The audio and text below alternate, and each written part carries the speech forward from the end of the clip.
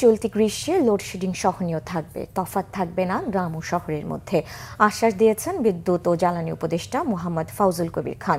চলমান চুক্তিতে কাতার জ্বালানির দাম না কমালেও নতুন চুক্তিতে কমানোর আশ্বাস দিয়েছে বলে জানান তিনি। বিদ্যুৎ ভবনে এই সেমিনারে উৎপাদন 3 গুণ বাড়ানোর পরামর্শ দেন বিশেষজ্ঞরা। শুভ মাহফুজের রিপোর্ট। গেল কয়েক বছর থেকে ধুঁকছে দেশের জ্বালানি খাত, যার নেতিবাচক প্রভাব দেশের সামগ্রিক অর্থনীতিতে। জ্বালানি খাতের এমন দশা থেকে উত্তরণে আগামীর করণীয় বিষয়ে শনিবার সেমিনার করে forum for energy reporters Bangladesh FERB। বিদ্যুৎ ভবনে এই সেমিনারে জ্বালানি নীতি সংস্কারের পাশাপাশি আমদানি নির্ভরতা কমিয়ে নিজস্ব অনুসন্ধানের উপর জোর দেন বিশেষজ্ঞরা। আমাদের আগামী দিনের প্রেক্ষাপটে আমাদের জ্বালানি নীতির সংস্কার দরকার।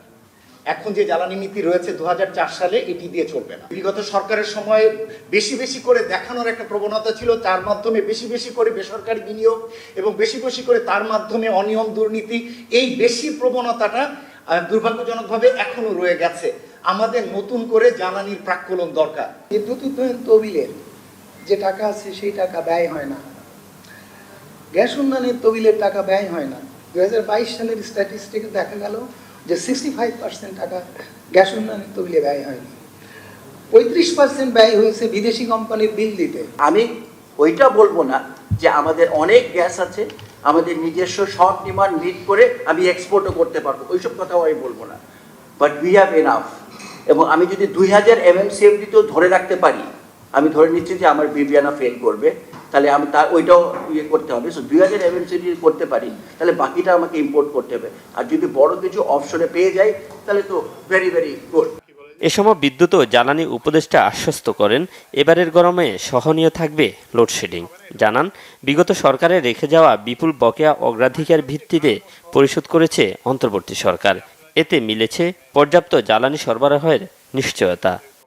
লোডশেডিং হবে না এটা বলবো না, কিন্তু লোডশেডিংটা সহনীয় মাত্রায় থাকবে।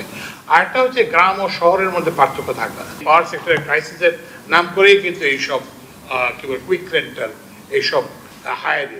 তো ওই জন্য ক্রাইসিস শব্দটা ব্যবহার করার আগে এটা একটা মাত্রা থাকতে হয়।